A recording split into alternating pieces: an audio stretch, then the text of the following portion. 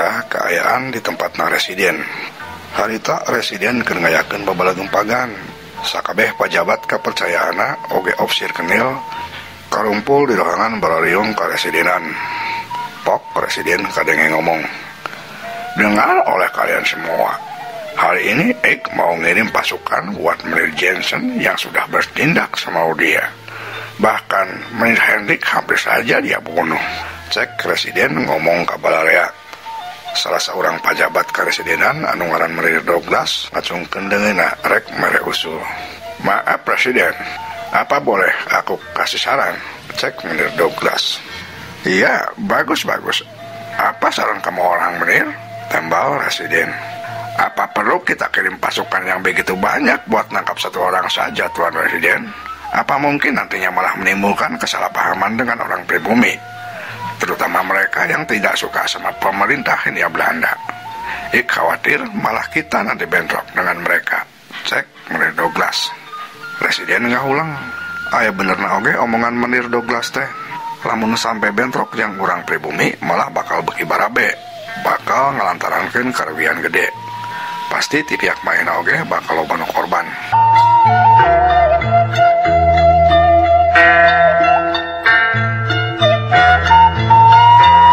Sabot residen keur ngahulang, Menir Hendrik oge ilu ngomong, "Iya benar Menir Residen. Apa yang dibilang Menir Douglas sangat masuk akal. Ik rasa buat menangkap satu orang tidak perlu harus menggunakan banyak pasukan. Apalagi kita gunakan pasukan kenil. Kerugian kita bakal banyak, Tuan Residen." Cek Menir Hendrik nguatkeun usulan Menir Douglas. Residen unggut-unggutan beuki kahartieun bae ku manehna. Well, sangat masuk akal. Lalu apa kamu orang berdua punya saran yang lebih aman?"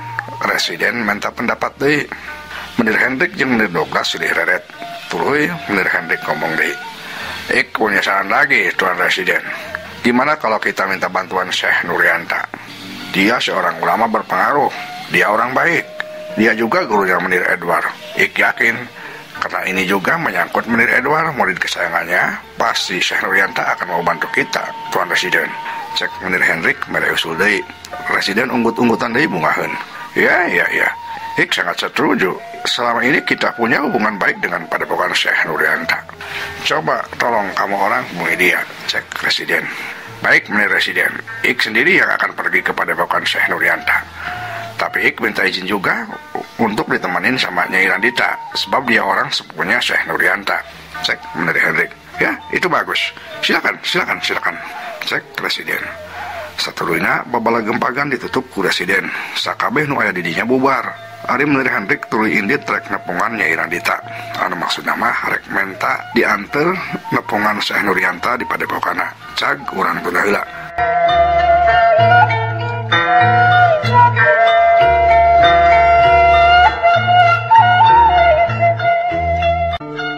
Nimbalan anu padahal Nyai Rukayah aya di riungan eta, tapi saurang jalma ge eueuh nu dayekeun nuduhkeun.